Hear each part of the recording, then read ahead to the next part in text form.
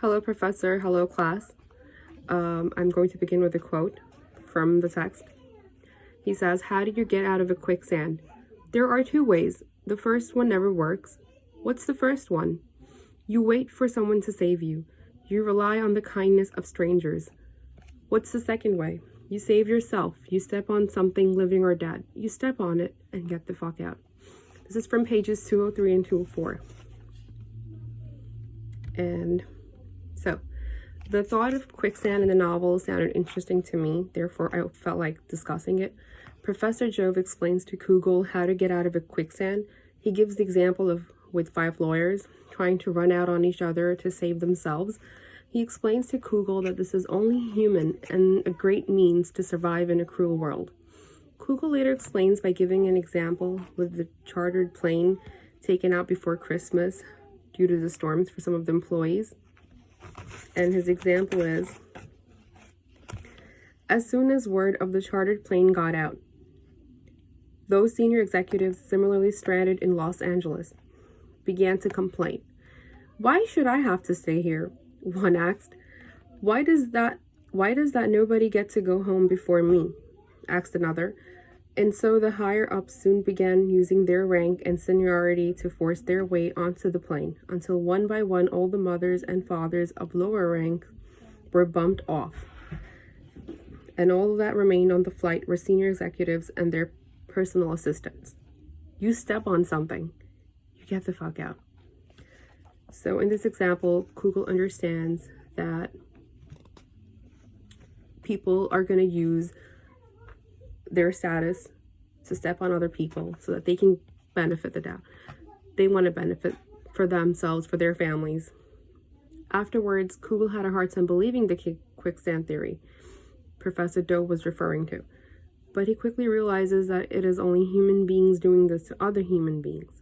What's further interesting is that Kugel kind of proves that Professor Jove is right about humans being in quicksand. And so he starts questioning people in his office about how much would they really care about him and his family. Like if he ends up in some trouble later on in life, will they give him refuge and his family in their attic? So first he goes on asking Neil, "Would you hide me?" He's like, "Hide you?" He's like, "Would you hide me and my family? Maybe there's a dog." And then Neil starts asking him, "What's going on? Are you okay? Do you need help? I'm hearing stuff about you whatsoever. You're freaking me out, Kugel. Would you hide us? That's all I'm asking." We're in your attic, from whom he has nothing to say. So at the end, Neil says, "I have a lot of shit up there, Kugel." So he's like, "Is that a no? Are you okay, Kugel? There's a nasty bump on your head." Anyways, so the interesting example is on page 206. I will quote again, and he says, "Of the 7 people in his office, Kugel asked that day if they would let him and his family hide in their attic. 3 said they had a lot of shit up there. 1 said he would love to, but was allergic to dogs. 1 said he didn't have an attic, but Kugel could stay in his garden shed, on the condition that if discovered, Kugel would back up his claim of ignorance. And 1 said he could probably stay in the attic, but he didn't want to commit to anything at the moment, and Kugel should ask again when the time came." So basically from this quote, it is pretty apparent that no one really cares. And no one would give him refuge if it came to their own safety.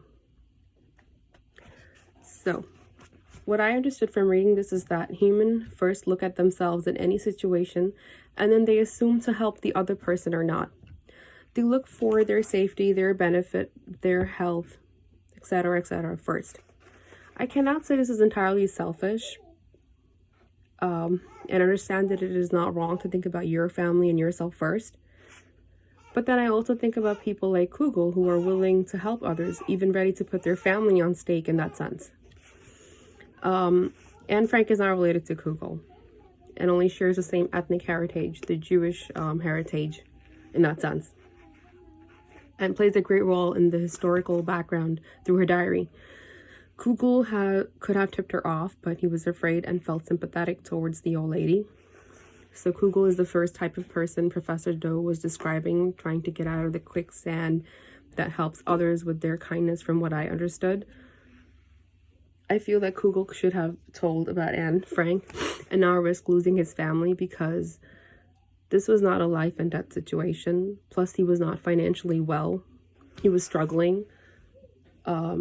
He could have made the ending a little different from what the novel gave us. Like, Auslander could have been like, since Kugel was broke financially, he was not capable of supporting Anne Frank and his family altogether. Anne Frank could have still survived somewhere else, and Kugel could have asked other wealthy Jewish people for help through some type of social media that could help to afford to keep her safely somewhere. Even if Anne Frank was illegal, she could have gotten sympathy from other Jewish families and other Christian families as well, that she was a survivor of the Holocaust. There could have been a different ending. But anyways, I enjoyed the novel. I like the ending, but it could have changed too. So this is the type of person Kugel has been for me. He proved to be very kind and generous, but at the same time, he gave up his family, and he gave up a lot. He sacrificed a lot. He was not well financially. He went through an accident, and then the rest of the story we all know.